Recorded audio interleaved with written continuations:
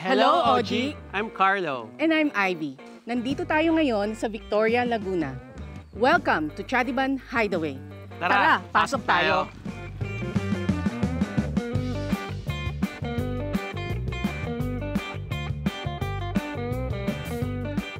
Yung heart talaga namin, nilagay namin dito sa pagbuo na to, ng bahay na to. Kasi I think Carlo and I always make sure na pag meron kaming pinaplano, for that dream or for that vision to become reality, kailangan andun yung heart mo eh.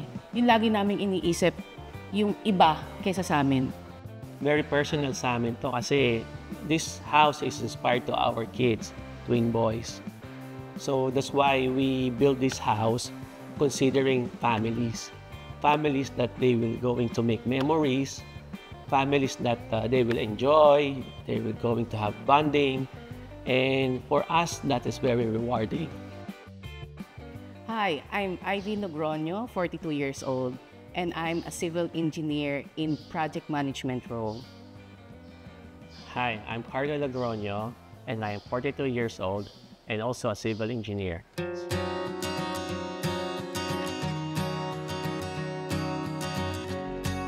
It was 2013 when we were blessed with our twin boys, Chad and Ivan.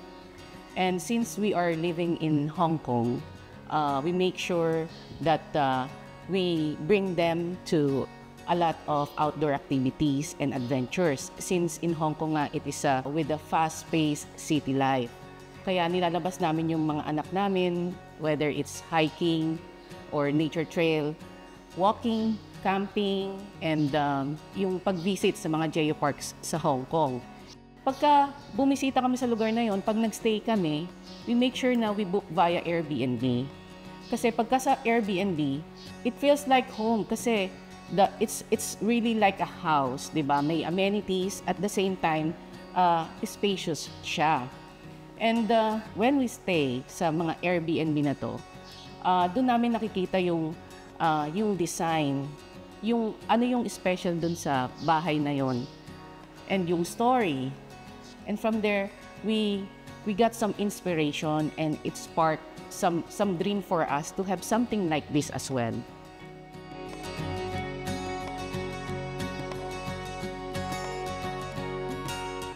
In 2015, we already acquired this property.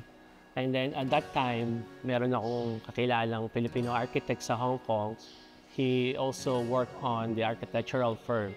Involved siya sa pag-design ng Hong Kong Disneyland. So from there, sabi ko, okay, let's start discussing. Until about 2 or 3 months, he finished the design. So tuwang-tuwa kami. So we're really happy dun sa design na ginawa niya. However, hindi kami nagmamadali nung time na yon, kaya we set aside yung plan namin. Until nag-brainstorming kami, but we changed our idea.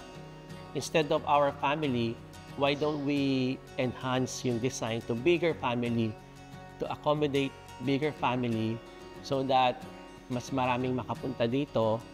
And then from there, we reconnected to our friend named Christine Iglesia.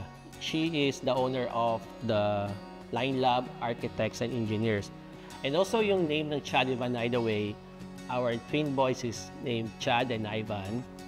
Nung maliit pa sila, we call them Chad, Ivan, magkasabay dahil pag naglalaro sila, Chad, Ivan, until it's naturally blend to become Chadiban.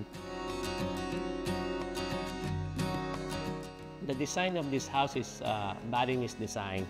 We really like vibes of high ceiling, natural ventilation of air, and natural light penetrations. That's why aesthetically and functionality, we really like the Balinese design, especially sa katulad nating humid and hot tropical country. I believe Balinese design is very appropriate sa ating bansa. Plus, we're using natural materials, natural stone. We really like Balinese design talaga. The lot size is 9,097 square meters, and the floor area is around 500 square meters.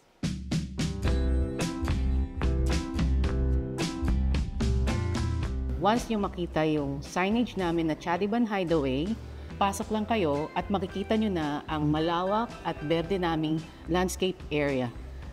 Dito makikita nyo yung iba't iba naming fruit-bearing trees and ornamental plants. In our garden, makikita nyo rin ang aming 45 kVA na generator just in case we have power interruption. We also have a spacious car park that can accommodate 10 to 12 cars. Before we reach the lobby, meron tayong few steps of the staircase leading to it. And here is our lobby with some finishes, with architectural finishes of adobe stone. We use it for our walls and for our columns. We also have Araal stone that we use for our planter box. And to welcome all our guests, we have our water feature here to refreshen everyone sa pagpasok nila. And we have our lush plants to beautify and give essence of serenity and life sa bahay. And also, meron kaming laser cut panel for additional artistic design ng bahay. So, to have airflow, so hindi siya sarado, para lumabas-pasok ang hangin pa rin papunta sa living room.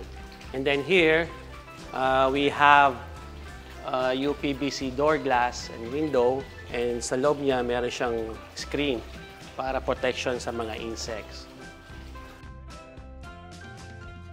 So pagpasok natin, makikita naman natin dito ang aming living area.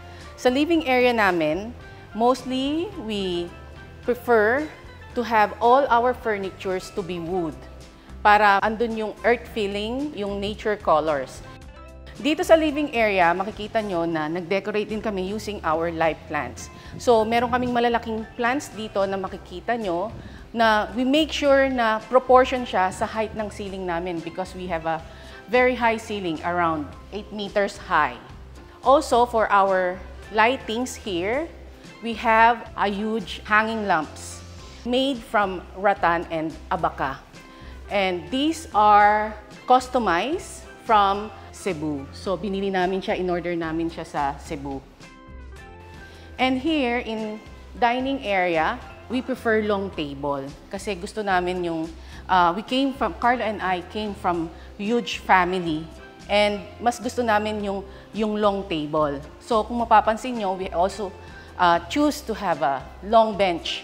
Kasi gusto namin yung iba yung feeling ng, alam mo yun, yung mga bata, magkakatabi and very happy, talking and enjoying the food. So, sa kitchen, we try to create something na simple lang hanggat maaari yung design namin. Ang gusto din namin kaya naglagay kami nito is for all the family members to bond and to join the preparation. Iba kasi yung bonding ng family kapag tumutulong yung bawat member in the preparation of food. And in here, we have frames here with some quotes from saints. This was created by our friend from Hong Kong na nagdi-design sila ng mga Catholic arts. If you notice, we have a huge glass here and also in this side. So that is also a UPVC with tempered glass. Actually, we put some window film here for heat resistance para hindi mainit dito sa loob ng bahay, lalo-lalo na kapag matindi ang sikat ng araw. So most of the window and glass here is from Philconch. So kinuha namin siya just to install this glass and window. So in Chadiban Hideaway, ang design ng bahay is L-shaped. In this hallway, we have 2 bedrooms with shared toilet and bath.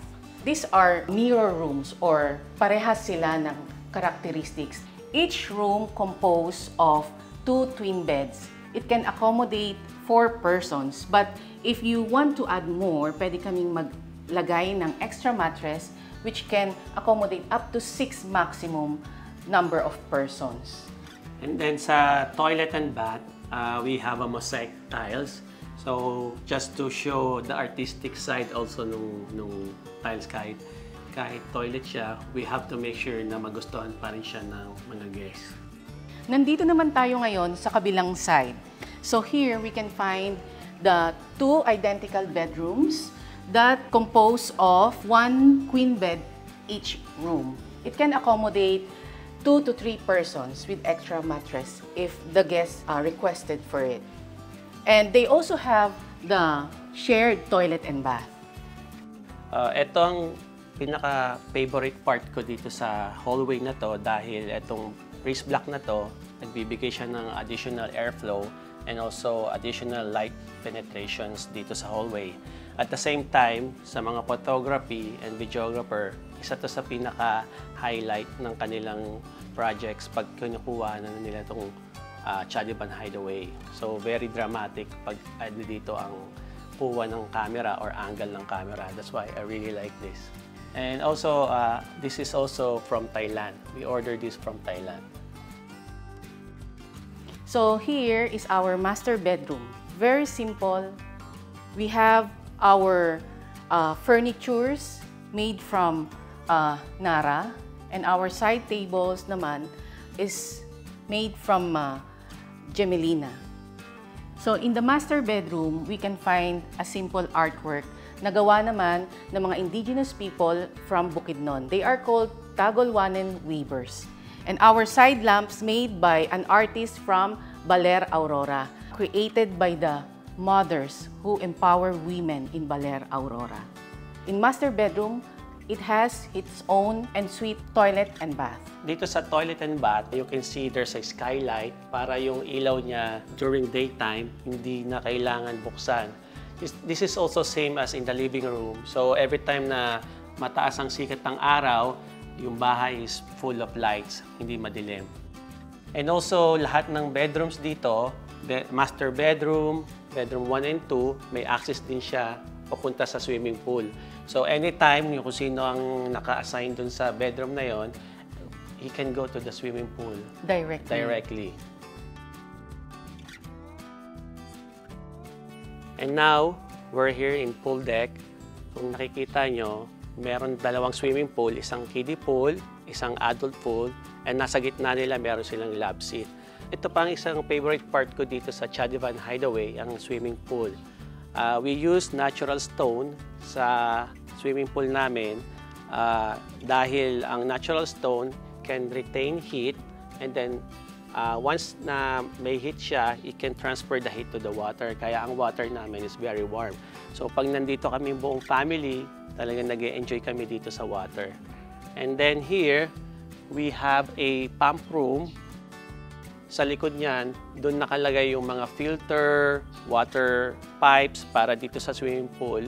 At the same time, yung mga kailangan namin to treat the water ng aming swimming pool. At magkabilang side niyan, merong male and female toilet and bath. So kung sino man ang gustong mag-toilet during swimming, hindi na nila kailangan pumasok sa loob, papasok na lang sila dito sa side na to.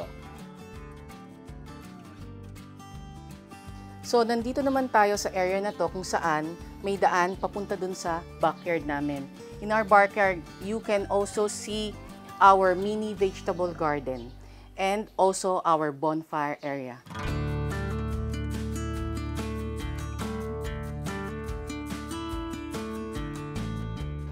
Nung binili namin itong property na to, actually is only a flat land. Dahil taniman to ng mga corn, sometimes mga gulay. Actually, we backfill first itong property. 15 numbers of 10-wheeler trucks ang ginamit namin for the backfilling materials dito. So, dahil una, lumulubog yung mga truck, pagka pumapasok sila dito, kaya we started the backfilling dun sa front all the way here dito sa mismong structure ng design. For the retaining walls, we use 1,000 PSI of CHB comparable to sa concrete. We choose that material because I want to make sure na ang backfilling namin is to be more stable at hindi mawawalan ng strength or mag-erode ang lupa. That's why lahat ng palibot ng structure I put 1,000 PSI hollow blocks.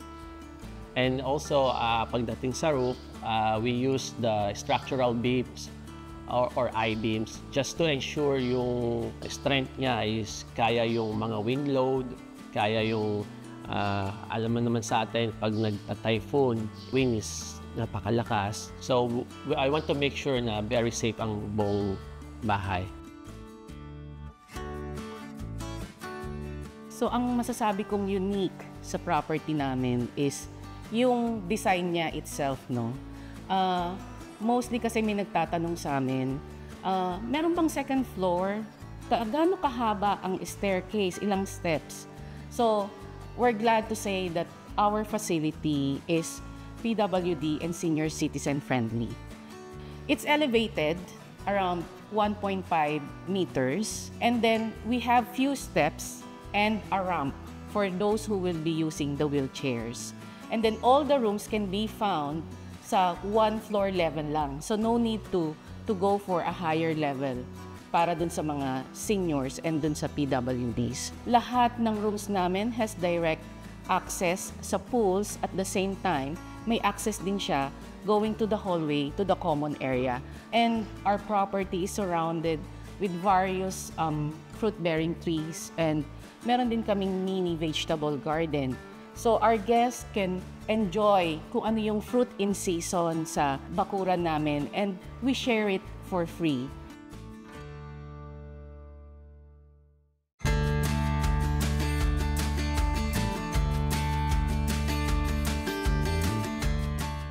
We start developing this property in late 2019. Nag-start akong maglagay ng fencing dahil our target to start the construction is 2020. And 1 week before kami mag-start ng construction, the pandemic came. We stopped our plan muna until sabi ko, okay, let's defer or postpone muna yung construction for a year. And then until 2021, so we decided na let's start na yung construction dito. Still pandemic time pa rin ng panahon na yon. After that, ang mga challenges namin is yung kagaya ng mga delivery, matagal bago makadating, yung mga tao, minsan magde-declare ng quarantine procedure, they cannot go out for 2 weeks. So ang construction namin matitigil ng 2 linggo. So it happened, I think, 2 or 3 times during that stage. Plus, nandito po ang construction, kami naman, we're living in Hong Kong. We cannot go here to inspect yung nangyayari. Kaya at that time, even my father is retired. He supervised the construction because he is also a mechanical engineer. He knows how to read plan and he knows how to implement the design. Plus, alam mo naman, pag nagpapagawa ka ng bahay, talagang lahat nandun yung challenge. Budget-wise, time-wise, everything was there. So, yun ang pinaka-challenge namin.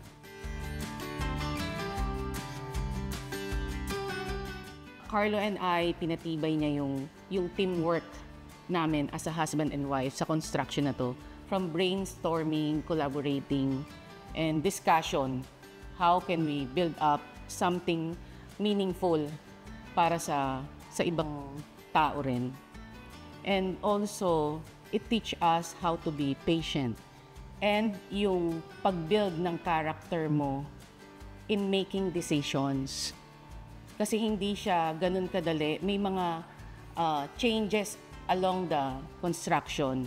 And hindi mo siya pwedeng patagalin, hindi mo siya pwedeng ibaliwala. Kailangan pag-isipan mo talaga siya kung yung gagawin mong desisyon para lang ba sa'yo o para dun sa taong papasok at tutuloy dito sa gagawin mong structure. So it's not only based on what we like, because at the end of the day, we have this purpose or yung una naming whys, bakit namin tinayo to. We're not building it for our own selves, but we're building it how to serve others as well.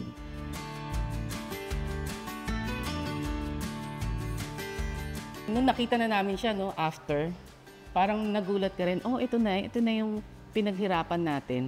Kasi nga dahil malayo kami, yung time na binigay namin dito para makonstructo. And nung natapos siya, parang, ang sarap sa feeling na natapos siya. And right now, we are hearing our guests' comments and reviews sa amin, which is nakakataba ng puso. It's not about the constructions, right? Because we're already used to it. For 20 years, yun na yung ginagawa namin. But sa akin, kagaya ng sabi ni Ivy, the moment na unang nakita namin ang Shadivan Hideaway dahil sa pandemic, kaya ang expected namin, matagal pa namin siyang makikita. But eventually, in God's will, we never thought na mag-relax ang policy ng Hong Kong nung time na yon. So nakauwi kami nung time na yon. And nung time na yon, this is already finished. Kaya nung pagpasok pa lang namin doon sa gate, talagang our sacrifices talaga, ano.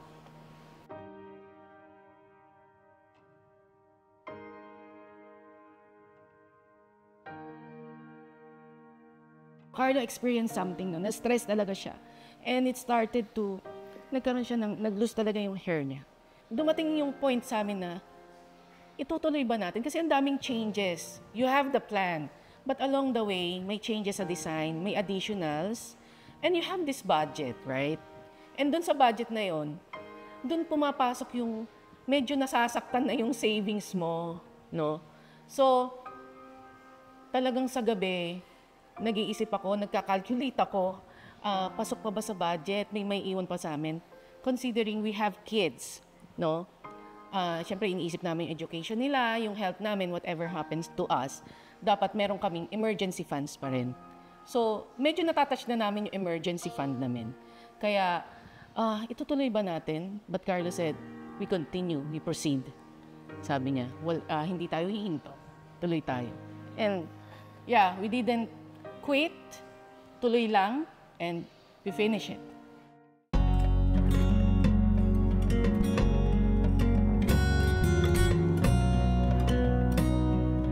One of my advices siguro is you ask yourself first, why? Ano yung purpose ng structure na gusto mong itayo, gusto mong i-construct? Dahil doon, malalaman mo kung ano ang mga requirements, kung ano ang mga kailangan mong i-consider. Let's say, this is for my family, ito po ba is for rental, ito po ba ay para sa mas malaking family. Dahil doon magkakaroon ka ng iba-ibang ideas, mag-spark ng ideas through that small questions to yourself, why? Before you find architect or contractor, dahil architect and contractor, sila lang magde-deliver ng ideas mo eh.